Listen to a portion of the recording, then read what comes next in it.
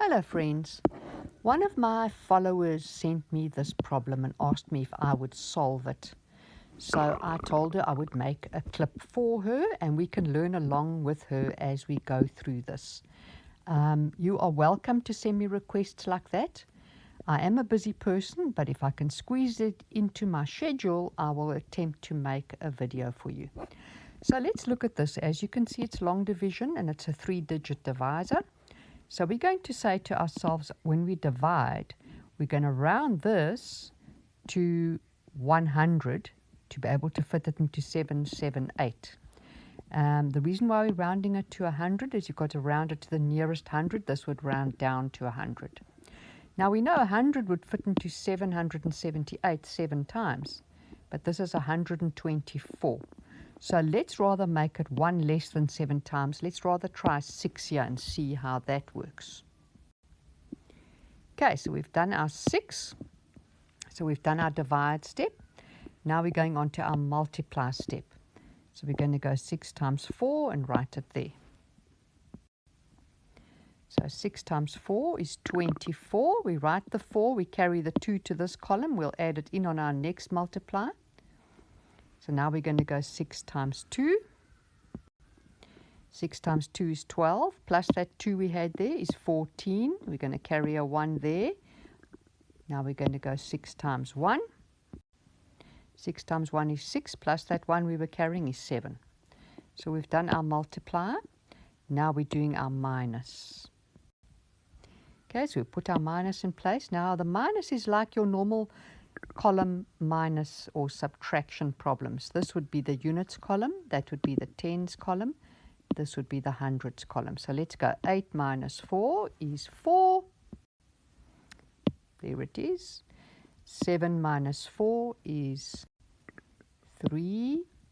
And 7 minus 7 is nothing. So we've done our minus. Now we're doing our bring down. We've used these numbers here. You can see they've been used. So now we're going to bring down this 8. It's the only one we haven't used yet. Okay, so the 8 is now standing here and it makes a new number, 348. We've done bring down. Now we've got to go back to divide. So we're going to divide 124 into 348. Once again, let's use rounding to try and estimate. This would round to 100.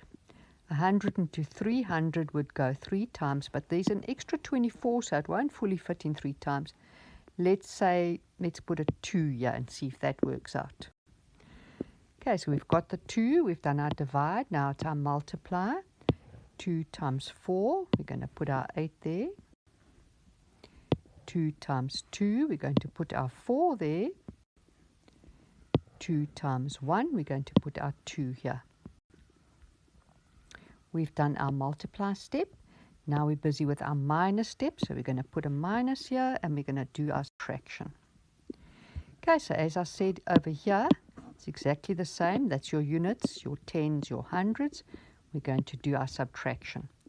So 8 minus 8, 0. 4 minus 4, 0. 3 minus 2, 1.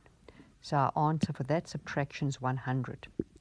There's nothing more to bring down. We've just finished our minus step. There's a bring down step next. There is nothing left here. We've used that 8, which means that this is actually your remainder. I know it's a big remainder, but this does happen in division, especially in long division.